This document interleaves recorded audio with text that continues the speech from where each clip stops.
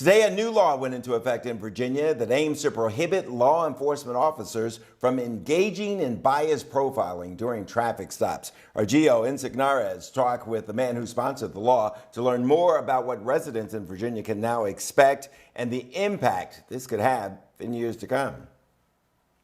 Bruce, this law was passed by Virginia's General Assembly back in March, so the timing of it taking effect, given the current protests regarding police reform nationwide, is notable. And when I asked the lawmaker who led the charge on this if this carries any significant cultural or societal weight, he said he doesn't necessarily think of it that way right now.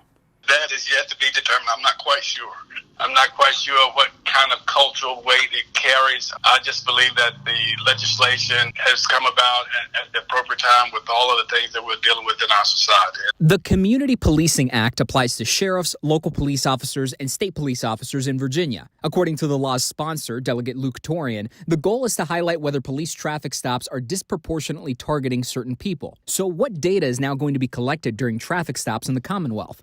According to the law, it'll be the race, ethnicity, age, and gender of the person stopped, the reason and the location of the stop, any warnings, written citations, summons, or arrests, as well as the violations or charges cited, and whether any vehicles or persons are searched. Some similar data is collected and made publicly available by D.C.'s Metropolitan Police Department, as reported previously by WUSA 9's investigative team. Delegate Torian says one theme is most important. The biggest push for this absolutely is transparency. And if we can have that in policing, I think it helps all of us as we come and go through our daily activities.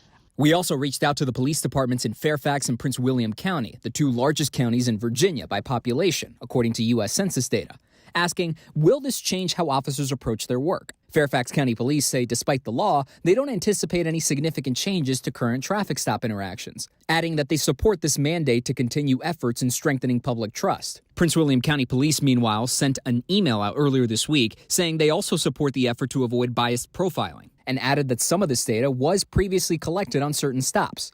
But they said some of the other procedures are new, like reporting a written warning. Ultimately, Delegate Torian explained this law is just a step in a larger effort toward potential reform. The results and any possible subsequent change, whether that's another piece of legislation, isn't going to happen overnight.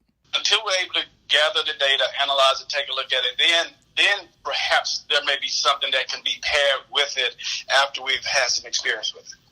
According to the law, the data collected as a result of this bill will be stored in a database maintained by Virginia's Department of Criminal Justice Services. It'll then be reviewed on an annual basis by the Attorney General, the Governor, and members of the General Assembly.